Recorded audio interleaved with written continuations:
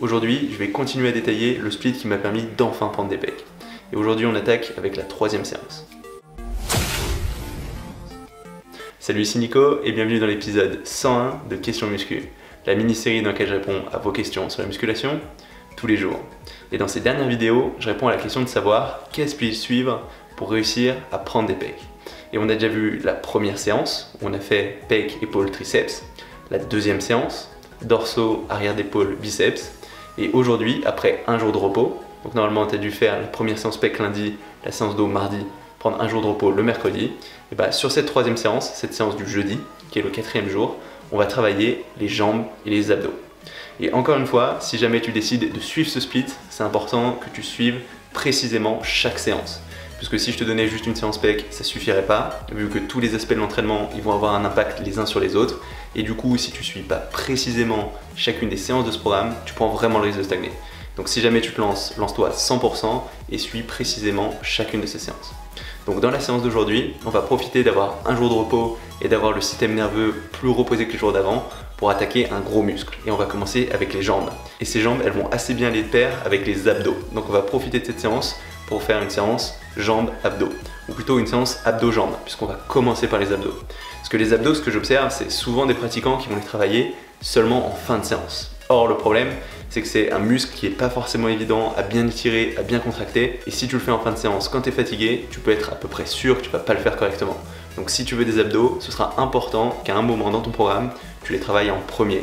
Et le faire avant les jambes, ça va pas tellement gêner ensuite quand tu vas faire tes jambes derrière. Ça va peut-être un petit peu impacter tes performances, mais ça va être aussi intéressant puisque ces jambes, elles vont aussi solliciter ces abdos de façon isométrique, c'est-à-dire en gainage. Et du coup, en travaillant d'abord directement ces abdos avec un gros exercice et en faisant ensuite ta séance jambes, ça va donner d'autant plus de travail à ces abdos, ça va encore mieux le choquer et tu progresseras plus vite. Donc cette séance jambes-abdos, elle a beaucoup de sens. Et on va commencer donc par les abdos, avec un premier exercice qui sera du crunch à la poulie. C'est un de mes exercices préférés qui va te permettre de travailler tout l'ensemble de tes abdos sur toute leur longueur, d'utiliser la surcharge progressive. Vu qu'on va utiliser une poulie, on va pouvoir augmenter progressivement le poids, alors que c'est quelque chose qu'on ne pourrait pas faire si on faisait des crunchs au sol par exemple. Après, ça va être le seul exercice abdos. Si tu l'as fait correctement, ce sera suffisant. Et on va passer directement aux jambes. Et là, on va suivre une structure très classique, quelque chose qu'on va retrouver chez une grande majorité des fitness modèles professionnels. On va commencer par du squat, on va ensuite enchaîner sur des fentes qu'on va faire aux haltères, mais que tu pourrais aussi faire à la barre, mais je pense que c'est un peu plus dur pour quelqu'un de débutant intermédiaire à bien prendre en main.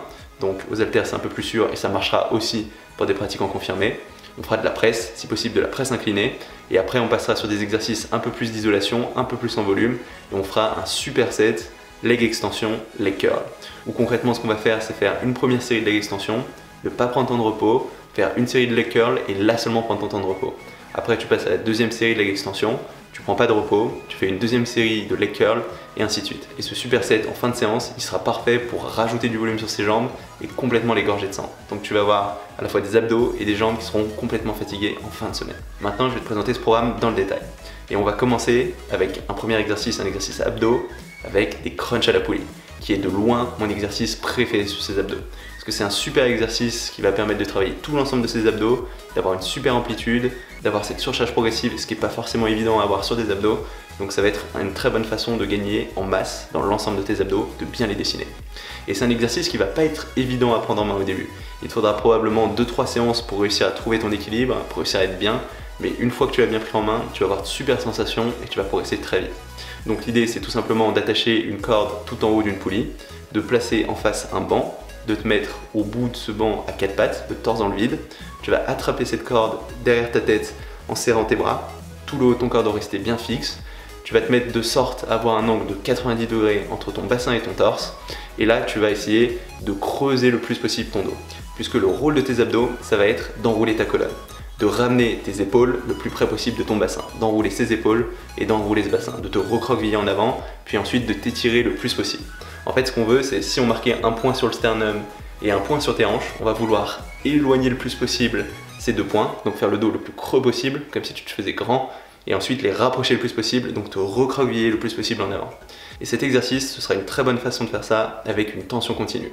Donc ce sera important de commencer avec le dos le plus creux possible, cette colonne la plus ouverte possible, et ensuite de t'enrouler mais progressivement, en commençant par le bas des abdos, donc te concentrer plutôt sur la partie proche de tes hanches, comme si tu voulais enrouler tes hanches. Donc tu as le bas de ton dos qui va commencer à s'enrouler, ensuite seulement le milieu de tes abdos, tu vas enrouler le milieu, puis sur la fin, le haut de tes abdos et tu vas complètement ramener tes épaules. Mais ce qui est très important, c'est de ne pas faire le dos rond trop tôt, puisque si tu commences à contracter le milieu et le haut de tes abdos, tu vas manger une bonne partie de l'amplitude sur laquelle aurait dû travailler le bas de tes abdos. Et vu que le bas de tes abdos, en général, c'est la partie de tes abdos qui a le plus de mal à suivre chez la plupart des pratiquants, c'est important de bien faire correctement ce geste, de bien décomposer chaque phase du mouvement, d'essayer de mettre ton esprit dans le muscle, d'initier avec la contraction, donc tu te mets en position, tu essaies de contracter tes abdos le plus fort possible, de te concentrer sur le bas des abdos, puis le milieu, puis le haut, et tu dois t'enrouler comme ça. Une fois que tu es complètement roulé, tu marques une petite pause pour sentir la contraction dans tous tes abdos, et tu vas contrôler la remontée, en faisant bien attention de bien remonter jusqu'en haut, de bien complètement étendre cette colonne. Et tu vas pouvoir réaliser 10 à 12 répétitions avec un poids qui te permet de ne pas tomber en avant. En gros, il ne faut pas que tu mettes trop de poids, sinon tu n'arriveras pas vraiment à te concentrer sur ta contraction, mais il faut que tu aies suffisamment de poids pour retirer ton torse vers le haut. Donc une fois que tu trouves ce poids un peu intermédiaire, concentre-toi vraiment sur la qualité de ta contraction, pas besoin de faire beaucoup de répétitions, ce qui compte c'est que tu les fasses proprement. Donc on va faire 4 séries de 10 à 12 répétitions avec 1 minute de repos entre les séries. Mais si sur les dernières séries tu sens que ça devient trop dur avec seulement 1 minute de repos, tu peux prendre 1 minute 30 de repos aussi. Ça va dépendre des jours, ça va dépendre de ton état de forme, ça va dépendre de comment tu sens tes abdos. Il faut que tu sois capable de t'accorder de temps en temps ces 30 secondes qui peuvent vraiment aider puisqu'il y a des jours où tu seras plus en forme que d'autres. Et vu que c'est un exercice assez éprouvant, si tu enchaînes trop vite, tu le feras pas bien. Donc une fois qu'on a fait ça, on a fait le gros du travail pour les abdos. Déjà, vraiment super efficace. On va passer ensuite au travail des jambes avec un premier gros exercice qui va travailler tout l'ensemble de ces jambes, à savoir le squat. Et ce squat, c'est un exercice qui peut faire un peu peur. D'ailleurs, je vois beaucoup de débutants qui ont tendance à l'éviter, à aller directement vers de la presse parce qu'ils ont peur de mal le faire. Mais si tu te concentres bien sur ton geste, si tu mets pas trop lourd au début, je peux t'assurer que c'est un exercice qui est sans risque. Après, ça peut dépendre d'un pratiquant à l'autre. Il y a certaines personnes qui vont avoir des fragilités à la colonne, auquel cas il faut peut-être consulter avec ton médecin avant de te lancer dans ce genre d'exercice. Donc on va faire sur cet exercice un pyramidal, encore une fois, parce que ça va nous permettre de nous échauffer progressivement et de finir avec des poids qui te challenge. Donc tu vas faire 15 répétitions avec un poids qui te challenge pas trop, qui te permet d'être assez large. Tu vas ensuite prendre 1 minute de repos, passer à un poids un peu plus lourd, réaliser cette fois 12 répétitions. Ensuite tu vas reprendre 1 minute de repos, tu vas réaugmenter les poids, réaliser 10 répétitions, prendre 1 minute 30 de repos cette fois, augmenter encore les poids, être à 8 répétitions. Donc là ça doit commencer à être un petit peu dur. Tu vas encore augmenter les poids et tu vas finir à 6 répétitions.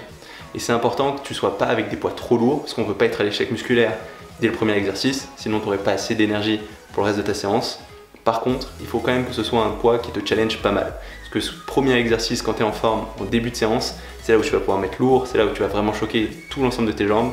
Donc ça va pas mal aider à prendre de la force et à prendre du muscle. Donc il faut le faire bien. Commencer suffisamment léger et finir suffisamment lourd sans aller jusqu'à l'échec. Concernant les points clés sur ce squat, je ne vais pas rentrer dans le détail puisque j'ai déjà fait une vidéo là-dessus. Mais en gros, ce qui est important, c'est de garder ta colonne très droite. Donc tu vas commencer en regardant droit devant toi et en gardant toujours ton torse très droit, sans jamais te pencher en avant. Tu vas contrôler ta descente en pliant tes genoux. Tu vas avoir normalement tes pieds qui vont légèrement pointer vers l'extérieur. Tes genoux aussi doivent pointer un petit peu vers l'extérieur, mais tu ne dois pas non plus trop le surjouer. Ce qui est important, c'est que tes genoux ils pointent dans une direction fixe. Ils ne doivent pas faire de zigzag, ils doivent pas rentrer vers l'intérieur, repartir vers l'extérieur. Tu vas descendre le plus bas possible tant que ça reste confortable et que tu sens que tu n'engages pas tes hanches. Parce que ce qu'on veut, c'est surtout isoler tes quadriceps et tes ischios, pas tellement engager les fessiers sur cet exercice. Donc tu vas descendre le plus bas possible tant que tu sens pas trop tes fessiers. Une fois que tu es en bas, tu vas repartir directement vers le haut en soufflant, parce qu'on va descendre en inspirant, remonter en soufflant, et tu vas t'arrêter juste avant de verrouiller les genoux pour garder la tension avant de repartir. Et c'est important que tu contrôles à la fois la descente et la remontée, puisque chaque phase va pas mal contribuer à l'hypertrophie et à la prise de force. Donc a priori déjà à la fin de ce pyramidal, tu dois déjà être assez fatigué. Et là ça va être un moment assez difficile, puisqu'on va passer aux fentes. Et les fentes, c'est un exercice où tu vas un peu lutter pour rester stable, donc ça risque d'être assez fatigant. Il va y avoir deux façons de les faire. Moi ce que j'aime bien faire, c'est de travailler toute une jambe avant de passer à tout l'autre. L'intérêt de ça, c'est que tu vas pouvoir garder l'attention dans cette jambe. Tu vas pouvoir enchaîner tes 10 répétitions sur une jambe, prendre 10 secondes de repos, enchaîner tes 10 répétitions sur l'autre jambe, et là prendre tes 1 minute de repos avant de repartir. Sinon, l'autre façon de faire, c'est que tu peux les faire en marchant. Donc tu vas avancer un pas, puis un pas, et du coup au lieu de faire 10 répétitions, tu vas faire 20 pas. Et l'intérêt de cette technique, c'est que ça va te permettre de recruter un petit peu plus tes ischios, un petit peu plus tes fessiers. Par contre, tu auras un petit peu moins cette tension continue, et si tu n'as pas beaucoup de place dans ta salle de sport, ça peut être un peu contraignant. Donc tu peux faire une des deux versions, les deux vont très bien passer. Et on va réaliser 3 séries de 10 répétitions, avec 10 secondes de repos pour souffler quand tu passes d'une jambe à l'autre, pas de repos si tu marches, et puis une fois que tu auras travaillé les deux jambes, tu vas prendre 1 minute de repos avant de passer à la série suivante. Et rien qu'avec ces squats et ces fentes, tes jambes elles devraient déjà être bien cramées, tu devrais bien le sentir, tu devrais être bien fatigué. C'est quelque chose d'éprouvant mais de très efficace. On va ensuite passer au 3e exercice, à savoir la presse, et si possible, si tu as ça dans ta salle de sport, une presse inclinée. Et là, on va vraiment se concentrer sur le fait de garder la tension dans tes quadriceps. Donc pour faire ça correctement, il faut déjà que tu te mettes bien en place, que tu arrives à bien caler ton bassin au fond du siège et qu'il reste collé, il ne doit pas remonter pendant ton geste. Ensuite, tu vas placer tes pieds relativement parallèles, pas trop écartés, sinon c'est plus tes ischios qui vont entrer en jeu. Et ce que tu vas faire, c'est que tu vas complètement pousser tes jambes, t'arrêter juste avant de verrouiller les genoux, puis contrôler la descente le plus bas possible tant que tes hanches se décollent pas. Parce que si tes hanches se décollent, ça veut dire que tu commences à tirer avec tes fessiers et c'est pas ce qu'on veut sur cet exercice. Donc tu n'auras pas forcément une amplitude incroyable. Ce qui est important, c'est que tu gardes la tension dans tes quadriceps. Donc quand tu sens que tu commences à partir en avant, que tes hanches se décollent, c'est que tu es allé trop loin. Arrête-toi avant. Par contre, va bien suffisamment loin et arrête-toi vraiment juste avant de verrouiller tes genoux. Et comme ça, on va réaliser pas mal de répétitions. Parce que vu qu'on est sur une machine, on n'a pas de problème à stabiliser les poids et on va pouvoir se pousser assez loin en gardant cette tension. Donc on va essayer de réaliser 3 séries de 12 répétitions avec 1 minute 30 de repos entre les séries. Et si tu le fais bien, ça doit vraiment te brûler très fort à ce stade de l'entraînement. Et enfin, on va finir cette séance avec un superset. Ça veut dire qu'on va enchaîner une série d'un exercice, pas prendre de temps de repos, faire une série d'un autre exercice, et là seulement prendre ton temps de repos avant de passer à la deuxième série du premier exercice, pas temps de repos, la deuxième série du deuxième exercice, et ainsi de suite. Et on va supersetter du leg extension pour tes quadriceps avec du leg curl pour tes ischios. Et dans l'idéal, ce leg curl, la meilleure façon de le faire, c'est de le faire allongé. Parce que c'est dans cette position que tu vas pouvoir complètement étirer ces ischios. Alors que si tu le fais assis, ces ischios ne seront pas complètement étendus et ce sera moins efficace. Bon après, si comme moi tu n'as pas le choix, tu peux le faire assis, ce sera pas si mal. Donc tu vas commencer par le leg extension en essayant d'être bien explosif, de tendre tes jambes le plus possible, de contrôler la descente, de bien aller jusqu'en bas et de recommencer, ainsi de suite. Et tu vas réaliser comme ça 12 répétitions. Normalement tu devrais vraiment le sentir. Dès que tu as fini de faire ça, tu passes directement le plus rapidement possible à ta machine leg curl, assise ou allongée.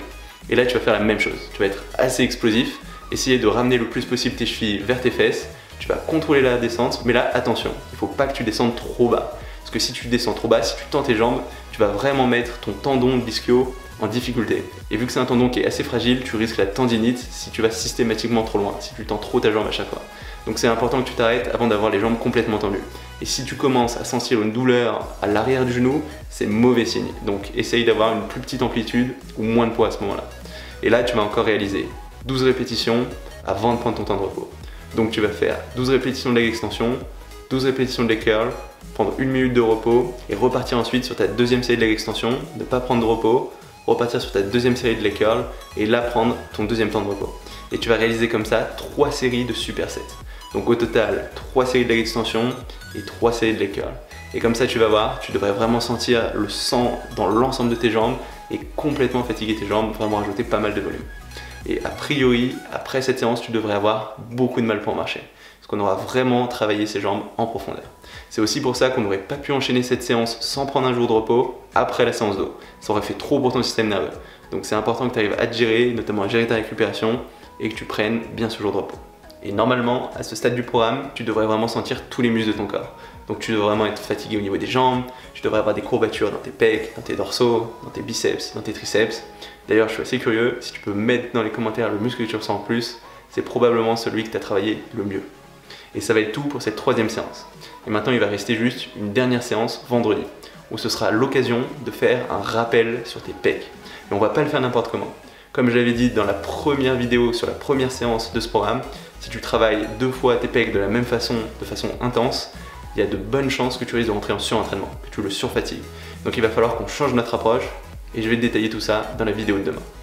Ça va être tout pour cette vidéo. Si jamais elle t'a plu, n'hésite pas à mettre un petit pouce bleu. Tu peux aussi t'inscrire à ma chaîne YouTube pour savoir quand je sortirai de nouvelles vidéos. J'en sors tous les jours. Et du coup, on se retrouve dès demain pour une nouvelle vidéo. Salut!